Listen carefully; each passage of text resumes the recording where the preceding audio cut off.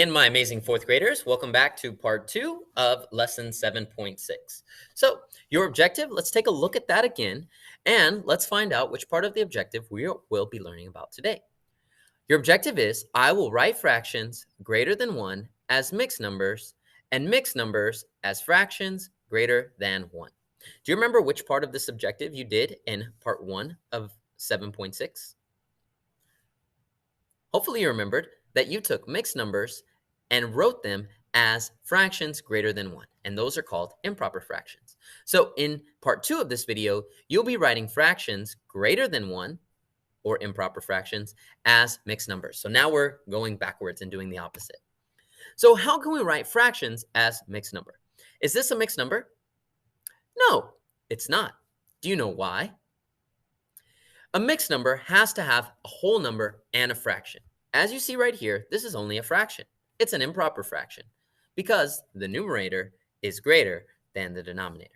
So let's take a look at how we would rewrite this fraction as a mixed number. So if I have 11 thirds, I'm just going to go ahead and lay out a model that shows 11 thirds. Right now I have 1, 2, 3 thirds, plus 3 more thirds is 6 thirds, 9 thirds, plus 10, and 11 thirds. So how could I rewrite this as a mixed number? Well, I could take 11 thirds minus 3 thirds minus 3 thirds minus 3 thirds, and I would be left with 2 thirds, okay? As you can see, this 3 thirds is equal to 1. So here I have 1, 1 right here. I have 2, 2 right here. I have 3, 3 right here. So 3 would be my whole number. And since I have 2 thirds left over, my fraction would be 2 thirds. So my mixed number is 3 and 2 thirds. All right, let's take a look at the same example using my fraction tiles. So here I have 11 thirds, 3, 6, 9, 10, and 11 thirds laid out right here. So in order to take this fraction, this improper fraction, and rewrite it as a mixed number, what I'm going to need to do is I'm going to need to subtract 3 thirds, okay? Because I can go ahead and replace that 3 thirds with 1 whole. 11 thirds minus 3 thirds is 8 thirds. I still have another whole left over, so I'm going to subtract another 3 thirds or 1 whole. 8 thirds minus 3 thirds. I'm going to take that 1 whole, and I get 5 thirds. My math matches my model right here. 1, 2, 3, 4, 5 thirds. Let me straighten this out. Okay? Now, I still have another whole that I could subtract. So 5 thirds minus 3 thirds is equal to 2 thirds. Okay?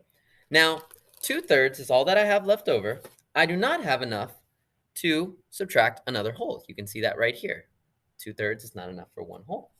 So what did I do there? Well, now what I can do is I can circle all the times that I subtracted 1 whole. So I subtracted 3 thirds or 1 whole 1 time, 2 times, and 3 times. However many times I'm taking away a whole, that is going to be my whole number for my mixed fraction, my mixed number, okay? Then whatever fraction is left over, don't forget about that fraction that's left over. So I have 2 thirds. So 11 thirds rewritten as a mixed number is 3 and 2 thirds. These are actually the same value or the same number. They are just written differently. Fourth graders, let's go back to page 419 and let's take a look at the example of number 5. So the instructions read, write the fraction as a mixed number. Remember, in part 1 of this video, you went the other direction and you wrote a mixed number as a fraction. So we're trying to go from a fraction to a mixed number. As you can see right here, I have my fraction and I'm trying to turn that into a mixed number. The way that we do that, you remember, is you subtract 1 whole. Now, 4 fourths is equivalent to 1 whole because anytime the numerator is the same as the denominator, that fraction is equal to 1. So I'm going to subtract 11 fourths minus 4 fourths, and I get 7 fourths. I still have an improper fraction, so I can subtract another whole. 7 fourths minus 4 fourths. 7 fourths minus 4 fourths is 3 fourths. Can I keep going? Well, let's take a look at the fraction we have. Is the numerator greater than the denominator? It is not. So we can stop right there. How do we take our math and use that to help us write a mixed number? Well, circle the number of times you subtracted a whole. So I subtracted 4/4 right there. I subtracted 4/4 right there. And those were all the times we subtracted 4/4. That was 2. So my whole number for my mixed number is going to be 2. And don't forget about your fraction left over. Okay? So 11/4, oops. Let's go ahead and cross that all out. And let's cross all of this out. That way we can keep it together. We have 2 and 3/4. Okay? So in order to go from a fraction to a mixed number, you subtract one whole using your denominator all the way until you get to a fraction that has a numerator less than the denominator. Count up all the times you subtracted the whole.